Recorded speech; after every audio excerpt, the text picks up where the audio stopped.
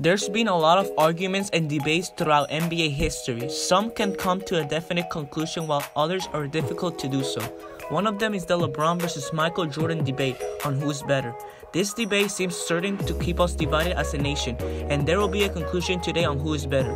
What's good, YouTube? Today I'm back with another video, and today I'm going to be talking about the LeBron James versus Michael Jordan comparison and conclude who's better by breaking them down. And let's get into it. It's tough to top perfection.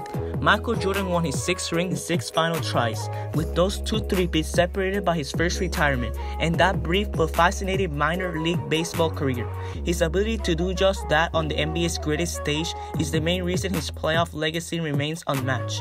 Pick a player not named Michael Jordan who's considered an all-time great and they had a blemish on their finals resume. From LeBron James' 6 final losses to Bill Russell's 11-1, Abdul-Jabbar 6-4, Magic Johnson 5-4, Will Chamberlain 2-4, Kobe Bryant 5-2, Shaquille O'Neal 4-2, Larry Bird 3-2, and Tim Duncan's 5-1, they all fell short at the end at least once. And unlike James, who faltered badly in 2011 NBA Finals loss against Dallas and was below his Superman standards in 2007, a sweep by San Antonio, and 2014, a 5-game Spurs win, Jordan met the moment every time while taking down plenty of greats along the way. His Chicago Bulls downed Johnson's Los Angeles Lakers in 1991 in 5 games, Clyde Drexler's Portland Trail Blazers in 1992 in 6 games, the Charles Barkley Kevin Johnson Phoenix Suns in 1993 in 6 games, the Gary Payton, Shawn Kemp Seattle Supersonics in 1996 in 6 games, and the back-to-back finals wins over the John Stockton Karl Malone Utah Jazz in 1997 and 1998 in both 6 games. That he always avoided any kind of drop-off at the end of a long playoff run, of course, is remarkable. The easy thing will be to criticize the other player for what he didn't do. James is 3-6 in finals appearances, but if you're looking at this situation with clear eyes, James stands alongside Jordan in the debate. On which side you fall is a matter of taste and how wedded you are to a certain era of basketball. There are some unwilling to move from Jordan's corner. There is a younger generation that knows James better than Jordan. If your only argument is rings should determine the GOAT, then it's neither Jordan nor James. Russell won 11 titles, which will make him the greatest, and if you want to put Russell and Abdul-Jabbar in that group, fine. There's an argument to be made for Chamberlain and his dominance. That's why we have these debates, even though different eras necessitated different styles of basketball. The debates are fun and worthwhile, but there's no 100% correct answer. The statistics as seen below are a very tangible way to compare and form the basis of a player's case. Beyond the numbers, what stands out for James is his extended excellence, which includes 9 finals appearances, including 8 consecutive.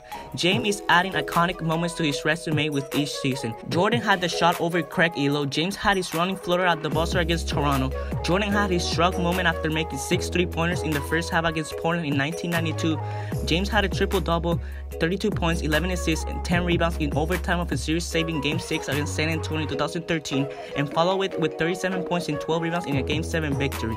Jordan had his game-winning shot over Brian Russell in the 1998 NBA Finals. James had his championship-winning block on Andre Iguodala in the 2016 NBA Finals, a surprising comeback from a 3-1 series deficit. The all-time greats, narrowed to just a few names, create those immortal moments in addition to winning championships. James admitted he needed to become a more complete player after the 2011 NBA Finals. He did that using his ability, intelligence, and work ethic. James and Jordan are very different in many ways, but their determination to be the best is a shared trait. James also plays in an era of social media and over-the-top hyper-criticism. Imagine if Jordan played in the social media era. He will be crushed for losing to Boston and Detroit over and over early in his career. Remember, Jordan punched at least 2 teammates, Steve Kerr and Will Perdue, and Harry Bill Cartwright. If James pushed a teammate today, Twitter will break. Also consider the expectations placed on James as a team. He was supposed to be the next greatest and not only lived up to those expectations for 17 years, but surpassed them. James can be one of the greatest ever, or at least one of his select few. Jordan's finals record doesn't make the argument for his case impenetrable, but the upward arc of his story helped hide the early playoff blemishes and has everything to do with his GOAT status. Jordan, in 35 games played in the finals, averaged 33.6 points on 48% from the field, 6 rebounds, 5.9 assists, 1.7 steals, 2.8 turnovers in 43 minutes of action. From an individual performance, he wasn't perfect in the finals. In 1996, Jordan just shot 41.5% from the field while averaging 27.3 points, 4.2 assists, 5.3 rebounds, 1.7 steals, and 3 turnovers per game. In 1998, against Utah, Jordan averaged 33.5 points on 42% shooting from the field and 2.3 assists. In the other hand, James, in 45 games played in the finals, averaged 27.7 points in 46.7% from the field, 10.1 rebounds, 7.5 assists, 1.8 steals, 3.9 turnovers in 42.7 minutes of action. His worst finals showing was with Miami in 2011 against Dallas, when his lack of aggression was puzzling in the 6-game loss, in which he averaged just 17.8 points, 7.2 rebounds, 6.8 assists, and 4 turnovers per game. James averaged just 15 shots in that series, by far the lowest of his finals career. He averaged 18.2 attempts, his second lowest average when his Heat fell in 5 games to San Antonio in 2014. In his first final appearance against San Antonio in 2007, James averaged 22 points on 35% shooting with 5.8 turnovers per game. In all, Jordan's playoff series record for 30-7 with 81 winning percentage is only marginally better than that of James, 34-9 with 79 winning percentage. He was 7 seasons in until he played in the finals, compared to 4 for James, and those first 3 campaigns before Scottie Pippen arrived were rough.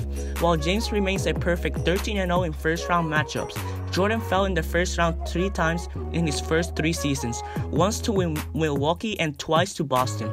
Then came the Bad Boys teams that held Jordan back, with the Isaiah Thomas-led Detroit Pistons ending the Bulls season 3 consecutive times before they break through in 1991. Jordan won his first championship against the Lakers only months before Magic Johnson would announce his retirement. Yet, as James carved out his playoff legacy, making his way in Miami before coming to Cleveland to deliver the first ever title, while continuing his remarkable streak of finals appearances, this once unthinkable debate is now worth having. Truth to be told, it's a matter of taste at this point. If ruthless scoring and wagging tongue celebrations are your thing, then Jordan is the playoff pick for you. He averaged a league record 33.4 points in the playoffs on 48% shooting, with Allen Iverson a distant second at 29.7. Just imagine if the 3-point revolution had taken place in Jordan's day. He averaged just 2.5 3-pointers a game. Jordan didn't stuff the stat sheet like James, but he was hardly just a scorer. Beyond just his scoring average, he had 6.4 rebounds, 5.7 assists, 2.1 steals, 3.1 turnovers, and 41.8 minutes per game in the playoffs. Jordan scored 40-plus points in 30 of his 179 games played in the playoffs, with a high of 63 points and 8 50-plus point outings. By comparison, James has scored 40-plus points in 23 of his 228 playoff games. James has averaged 28.7 points in 48.9% from the field, 8.9 rebounds, 7 assists, 1.8 steals, 3.5 turnovers in 42 minutes of action throughout his postseason career. James is the all-time points leader in the playoffs, 6,540 to Jordan's 5,987 in second place, is third in assists, 1,588 behind only Magic Johnson and John Stockton, and is 7th in rebounding, 2,025, trailing Malone by 37 rebounds for 6. He's 5th on all-time games played in the playoffs, 228 behind Derek Fisher, Tim Duncan, Robert Horry, and Abdul-Jabbar. James has had 10 or more assists in 37 of his playoff games, while Jordan did it 20 times. He has also had 33 games with 20-plus points and 10-plus assists, while Jordan has had 20. When it comes to final outcomes, it shouldn't be forgotten that James was almost always the underdog at the end. His team boosted the best regular season record just once during the 8 seasons in which he made the finals, and his teams had the better regular season record just twice when compared to their finals opponent. The gap has been enormous during his recent run against Golden State, as the Warriors have gone a combined 207-39 in the regular season for the past 3 seasons, while the Cavs have gone 161-85.